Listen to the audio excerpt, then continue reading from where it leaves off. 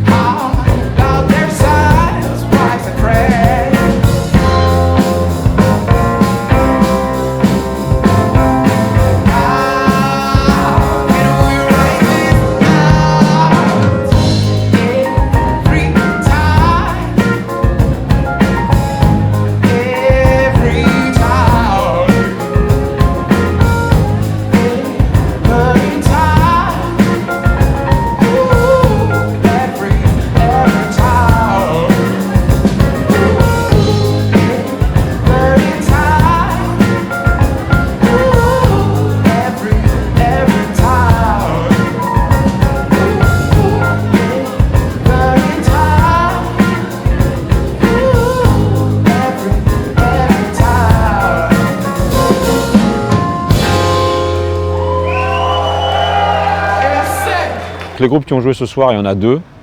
Il y a Principles of Joy qui est le dernier né du label, qui est un groupe composé de 6 musiciens qui joue une soul inspirée de la soul classique des années 70 avec vraiment beaucoup d'énergie sur scène.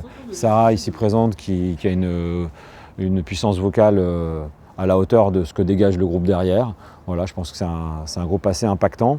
Et le deuxième groupe, c'est Lisa Melissa and the Mess, dont Lisa Melissa est la chanteuse qui est ici présente et qui est un groupe qui mélange pas mal d'influences. En fait, c'est un des groupes du label le plus hybride, on va dire, qui puise vraiment ses racines dans la soul classique, mais qui intègre pas mal de hip-hop, de psyché, de garage. En fait, c'est un groupe un petit peu complètement barré tous azimuts, un peu le groupe le plus dingue du label, quoi.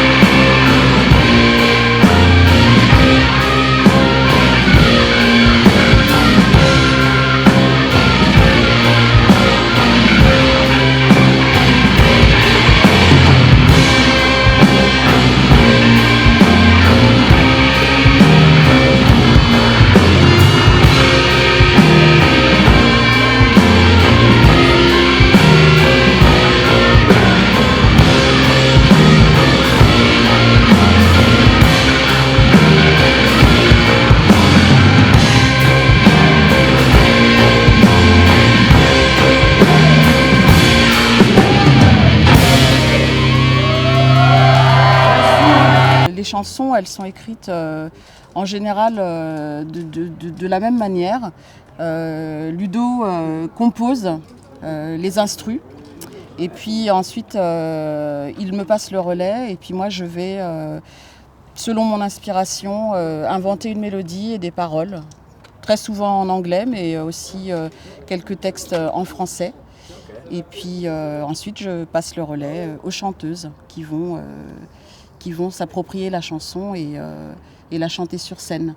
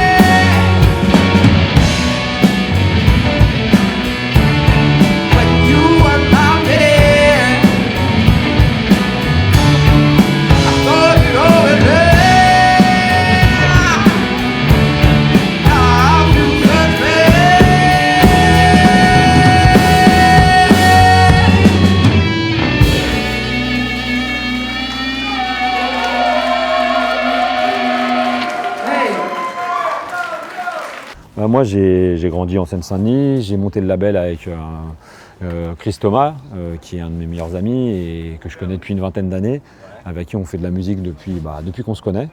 On a un passif commun, en fait. Lui, il a grandi à Sarcelles, moi j'ai grandi à Montreuil. Et on a toujours eu une culture de help yourself, quoi. Fais ton truc toi-même. Cherche pas à demander aux autres, de toute manière on ne viendra pas t'aider. Donc on a toujours été actifs dans la musique, avec des valeurs on va dire d'entraide, une fois que la parole est donnée, on fait les choses, on les fait par nous-mêmes, on n'attend rien des autres. Voilà, on est actifs on va dire sur la scène indépendante et dans l'underground depuis plus d'une vingtaine d'années maintenant. Et on a toujours sorti des disques, on a toujours fait notre truc et ça c'est vraiment quelque chose qui caractérise, je pense, les gens comme nous qui ont grandi dans ce genre d'environnement, c'est-à-dire compter sur soi et pas attendre des autres qui viennent faire des trucs pour nous, quoi. Voilà. Oh my boys! Oh my boys! C'est ça, c'est la dernière là! C'est la merde, faut que la merde, c'est maintenant!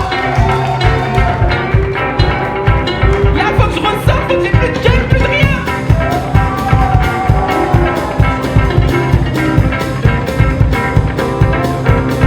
Celui qui donne pas tout là, je vais l'attraper seulement.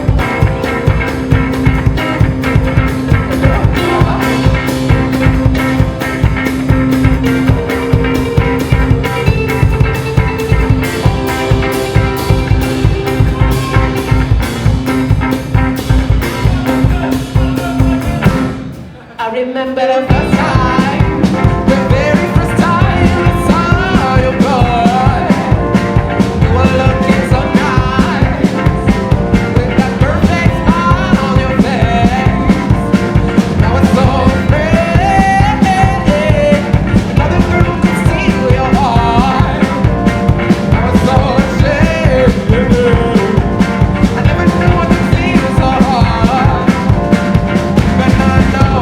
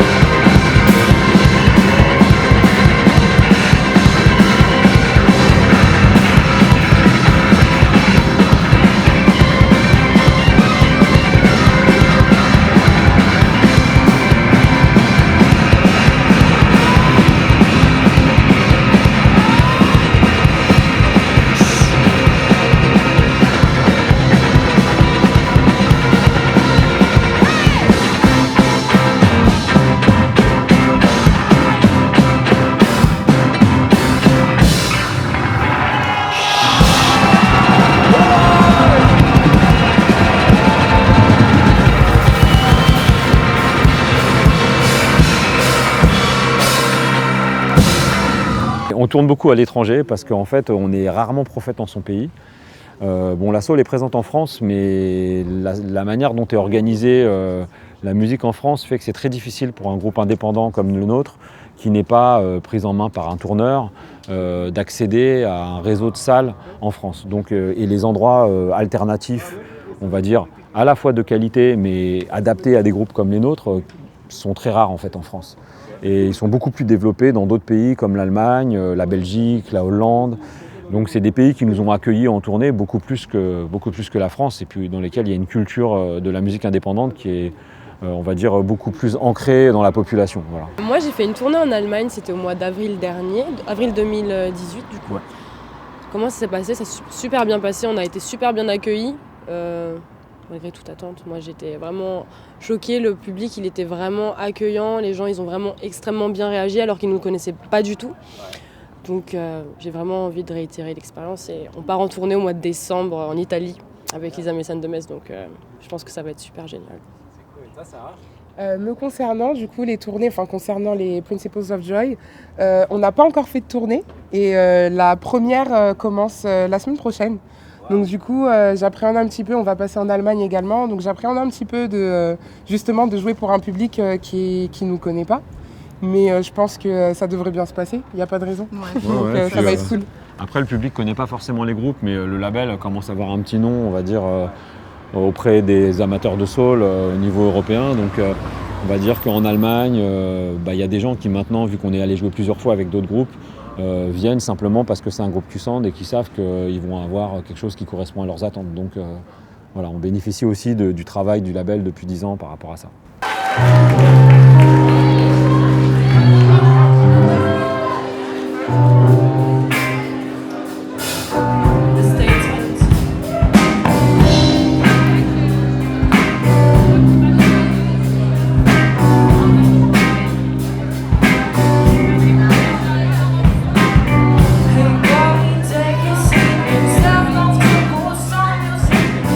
No joke, listen to it, I've got some wishes, but you and me.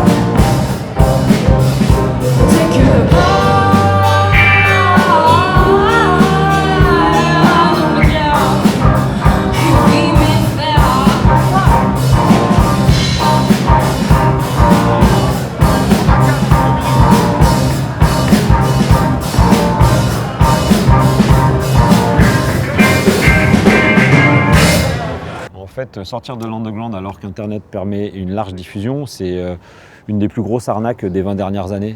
On a fait croire aux gens que Internet allait leur ouvrir un espace de liberté sans précédent et où ils allaient pouvoir se faire connaître. Ça a été le cas, je pense, au début d'Internet, mais ça fait très longtemps que c'est plus le cas parce qu'en fait, toute l'industrie de la musique s'est reportée sur le numérique et ne considère plus le numérique comme une source de revenus. C'est pour elle un produit d'appel, c'est-à-dire que le numérique, c'est pas grave si ça rapporte pas, du moment que ça permet de vendre des places de concert à 180 €, des parfums, des lignes de vêtements, etc. Donc pour des labels comme nous qui n'avons pas du tout une démarche marketing de ce type-là ou une démarche promotionnelle de ce type-là, et puis on n'a pas les reins assez solides de toute manière pour faire ce genre de choses, pour nous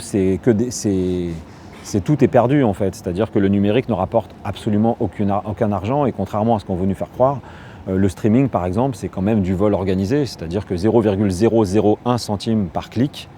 Et bien sûr, là-dessus, on n'a pas 100% puisqu'il y a un distributeur numérique. Donc 70% de 0,001 centime, ça veut dire qu'avec 1 million d'écoutes, on aurait 7 000 €. Voilà. Donc si moi je vendais 1 million de disques physiques, je serais riche.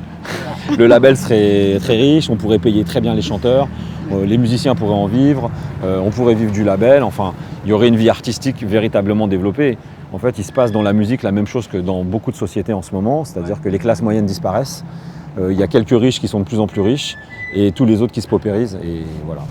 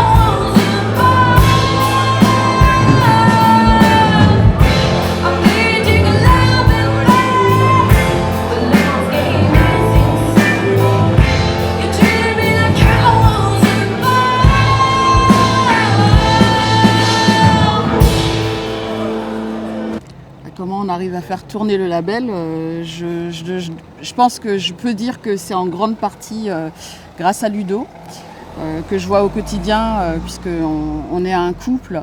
depuis 12 ans et que je vois au quotidien travailler pour le label et faire vraiment multiples tâches, de la composition à envoyer des mails pour chercher des concerts, passer des coups de fil, essayer de monter des clips. Enfin, c'est un travail sans fin. Partout là où on peut ne rien payer, on essaie de rien payer en fait. Voilà. Financièrement, c'est une économie de survie clairement, c'est-à-dire qu'on espère que chaque disque ne va pas trop nous mettre dans le rouge et qu'il va se rembourser pas trop lentement. Je dis bien rembourser, hein, parce que du bénéfice, on en fait sur un disque sur 10, et quand c'est du bénéfice, c'est de l'ordre de 200 €, 300 €, donc c'est assez ridicule. On espère que chaque disque va permettre de rembourser le précédent, ou alors qu'on va trouver des sources de revenus annexes qui vont nous permettre de financer le disque suivant. Et puis bon, après, il y a aussi l'engagement de tous les musiciens, de tous les chanteurs qui font ça également, parce qu'ils défendent quelque chose, on va dire un projet artistique. C'est clair que même si la soul dans les années 60 c'était une musique commerciale par excellence, puisque c'était vraiment, on va dire, le but c'était de vendre des disques, on pouvait devenir riche en montant un label de soul. Enfin, le meilleur exemple c'est encore Berry Gordy avec Motown. Aujourd'hui, c'est plus un modèle qui est possible en tout cas. Donc ça veut dire que quelqu'un qui monte un label de soul comme le nôtre, en totale indépendance, c'est juste parce qu'il croit en quelque chose et qu'il a quelque chose à défendre.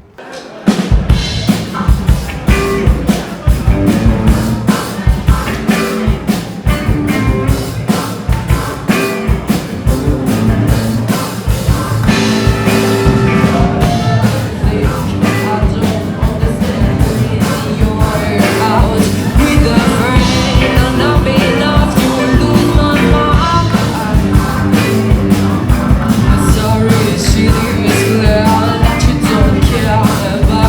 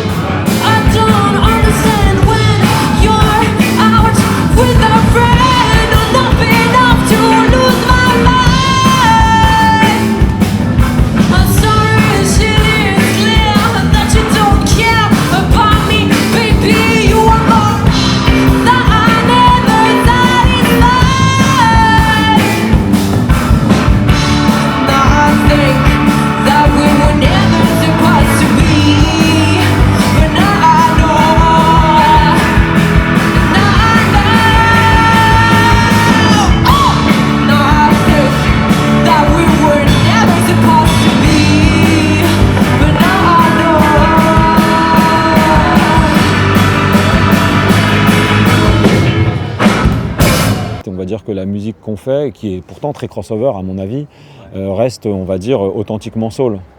En France, on n'a pas trop cette culture de la transversalité entre le crossover et l'underground. Aux États-Unis, ça pose pas de problème. Le meilleur exemple, ou en Angleterre d'ailleurs, dans les pays anglo-saxons, le meilleur exemple, c'est Amy Winehouse, qui, quand elle a fait son album produit par Mark Ronson, Mark Ronson a voulu un son authentiquement soul et il s'est dit qui sont les gars en ce moment au monde qui font le meilleur son soul authentique, même si c'est des indés pas très connus. Et il a dit c'est Daptone, il est allé chercher Daptone et ça les a fait décoller d'ailleurs. Et il est allé chercher ce savoir-faire, cette espèce d'authenticité. Il n'a pas dit moi je suis capable de le faire, j'ai pas besoin des autres.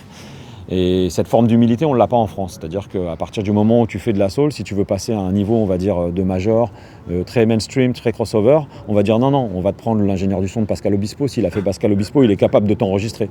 Et en fait, tu n'auras pas un son typé, tu auras quelque chose d'assez édulcoré. Donc on se retrouve avec des chanteurs de soul qui sont les Vanilla Ice de la soul, quoi.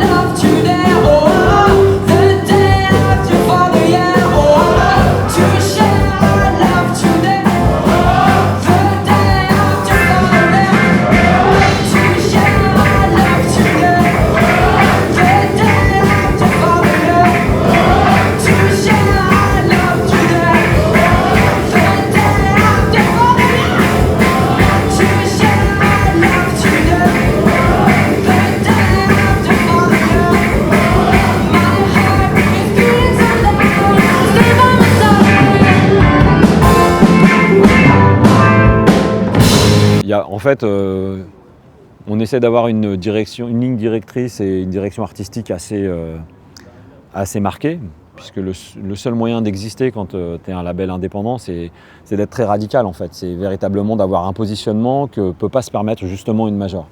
C'est-à-dire d'être clivant en fait. Il ne faut pas chercher à plaire à tout le monde. Donc nous, ce qu'on cherche quand on enregistre, c'est avoir le meilleur son possible pour faire entendre le son de nos groupes. Un son analogique.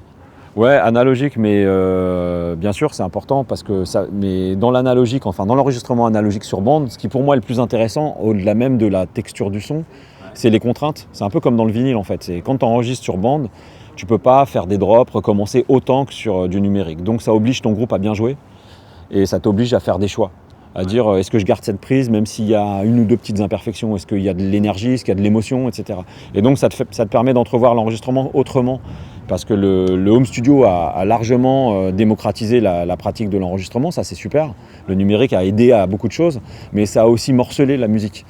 Chacun écoutant sa piste kick par kick, caisse claire par caisse claire et perdant de vue la globalité de la musique. Alors que tous les albums qui sont devenus des grands classiques de la musique des années 60, 70, que tout le monde réachète régulièrement en réédition, etc., sont des albums qui ont été enregistrés plein d'imperfections mais qui dégagent une espèce de présence et de force qui n'est pas liée au son simplement analogique en vrai, qui est liée au fait que les gars quand ils rentrent en studio, ils savaient jouer.